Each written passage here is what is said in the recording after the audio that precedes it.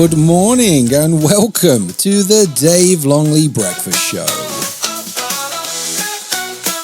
Giving you unlimited refills of piping hot entertainment.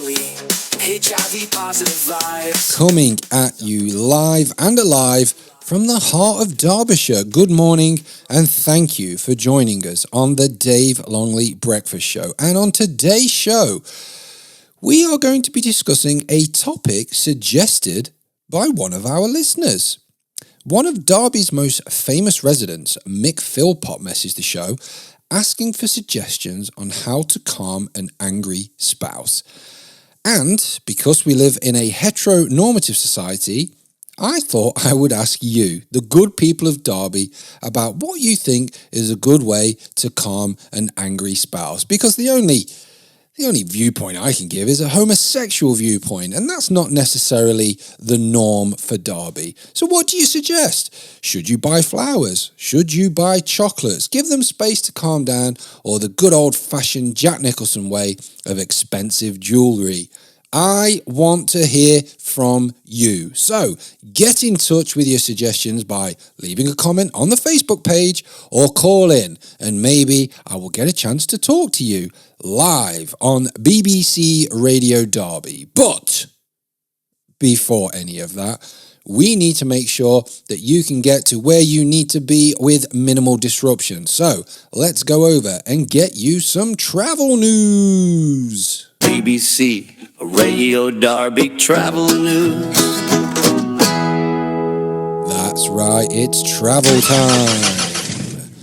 And in Normanton, by the Sikh temple, there are delays due to queues of fat Derby cunts who have found out that the Gurdwara offers anyone who attends it free food. Word got around at about 6 o'clock this morning, and pre-diabetic and type 2s have blocked the road with a multitude of mobility scooters and just overall body mass, so avoid the Gurdwara if you can. In Burton-upon-Trent near the A511, there is more difficulty with another ethnic minority place of worship, as the Nigerian Spiritual Church has had to be evacuated due to several members of the congregation becoming possessed by Satan. Satan has apparently been responsible for a number of telemarketing scams that were discovered to have been based inside the church, with members evacuating as the police began a raid there. So avoid Burton-upon-Trent if you can. And finally, in Derby, at Derby train station, there are delays because your mum is using a Virgin Pendolino as a dildo. Mercifully, the train was empty at the time of her first insertion, but your mum will not stop until she is satisfied, and she is ravaging her gigantic pussy with said train. So expect delays if you are travelling by train this morning. That is all your travel for today. We can now go over to the Facebook page for some more of your comments on how to calm an angry spouse. John in Simfin has written, "Give her a slap, Dave." Thank you, John. I wasn't asking for myself, but we take your point. Thank you for your comment, John. Stephen in Littleover has posted, "Dave, I don't fall out with my wife much these days, but when I do, I remind her that I'll gladly give her the back of my hand if she doesn't shut the fuck up." Thank you, Stephen, for that comment. Nigel in Utoxeter has posted, "Dave, I hate to say it, but giving them a slap really..." Oh, for fuck's sake, Nigel. Right, let me look through these. Right, let's have a look through these, because so far, these three answers have been... Let's have a look. Right, here we go. Let's see.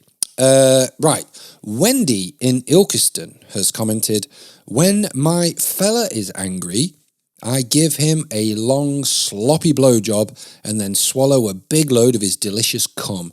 When he's asleep, I go out and fuck the first bloke who looks at me." Thank you, Wendy, for that comment. I'm not sure how that translates.